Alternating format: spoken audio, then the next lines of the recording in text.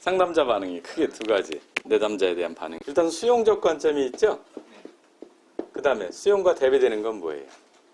근데 상담자가 거부하진 않잖아. 이건 상담자의 활동에 들어가진 않잖아. 상담자의 활동에 들어가는 것 중에, 상담자의 반응에 들어가는 것 중에 이것과 대비되는 것이 뭐예요?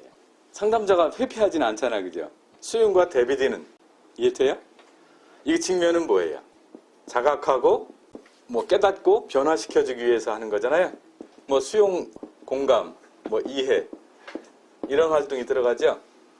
이거는 변화시켜주는 게 아니라 현 상태 그대로 받아주고 이해하는 거. 이거는 현 상태를 바꿔야 되는 거. 현 상태를 바꿔라 이 뜻이죠. 이거는 현 상태를 그대로 이해해주고 수용해주는 거. 이쪽만 가지고 안 돼요. 위에 쪽만 가지고. 이쪽이 있어야 돼요. 성장 상담이라는 것을 주창했던 사람인데 클라인벨이라고 있어요. 목회 상담 쪽에 하시는 분. 이분이 성장 상담이라는 책을 우리나라에도 번역돼서 나오고, 이 사람이 성장 상담의 핵심 두 축이 뭐냐면 돌봄과 대면이에요. 이게 큰 두 축인데 돌봄과 대면. 근데 이것이 상담의 목표를 이루기 위한 객관적인 수용과 직면, 돌봄과 대면이 되면 내담자를 잘 돕는 거죠. 근데 그렇게 하면 잘 돕는데, 그렇게 하면 괜찮은데 어떻게 한다고요? 그렇게 하지 않고 내 마음에 쏙 들면 수용해주고, 내가 볼 때 내담자가 이쁘면 수용해주고, 내담자의 행동이나 모습이나 뭐 어떤 것들이 거슬리면 직면시키고 바꿔주려고 하고, 이런 것들이 은연중에 상담 과정에 들어가게 되는 거예요. 그래서 우리가 이 상담자 내담자 정서를 가지고 공부하는 것도 내담자의 어떤 정서가 나오거나 또 상담자의 정서가 느껴지는 것에 의해서 상담의 방향이 좌우되는데, 그 정서가 상담의 목표를 이루기 위한 객관적인 정서 반응이 아니고 내담자에 대한 상담자의 주관적인 어떤 정서로서 이쁘거나 받아들여지거나 그럴 때 그냥 내담자를 수용하고 공감하고 이해해주고, 내담자가 내 정서에 좀 거슬리면 직면시키고 이렇게 한다. 이렇게 되면 상담 목표에 도달하는 것이 될 수도 있지만 안 될 수도 있게 돼요. 예를 들어서 이 사람이 이뻐. 근데 수용해 주는 것이 지금 상담에서 맞아. 그럼 맞는 거예요. 근데 이 사람이 이뻐. 근데 이 사람은 지금 직면시켜야 되는 과정이야. 그럼 맞아야 틀려요. 목표하고 다르게 가는 거예요. 내담자가 지금 수용해 줘야 돼. 근데 이 사람이 좀 미워. 근데 수용하기보단 직면시켜. 그러면 목표에 도달하는 쪽으로 가는 거예요?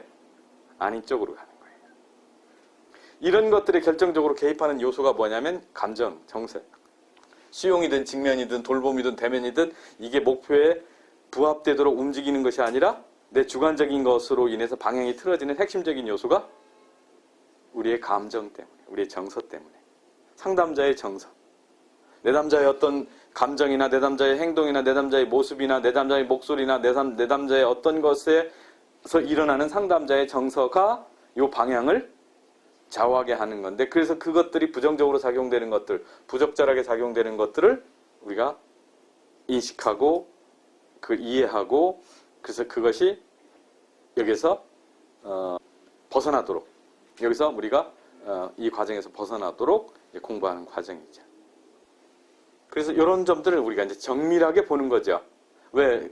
우리 마음이 아주 정밀하게 작동하기 때문에, 아주 세밀하게 작동하기 때문에. 우리 마음을, 내담자 마음을 미세하게 살펴보는 거. 그 중에 어떤 것을? 감정, 정서.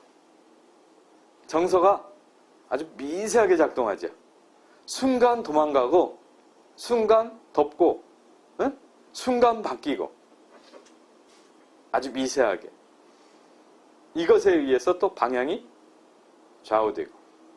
그래서 이 방향이 좌우되는 이 정서를 우리가 어떻게 캐치하고 그거를 공부할 것인가, 이 부분, 이 두 가지 차원에서 작동하는 그 정서를 한번 살펴보시면 아마 상담자로서 상담할 때 내담자에게 작용되는 그 이 두 축을 아마 보시게 될 거예요.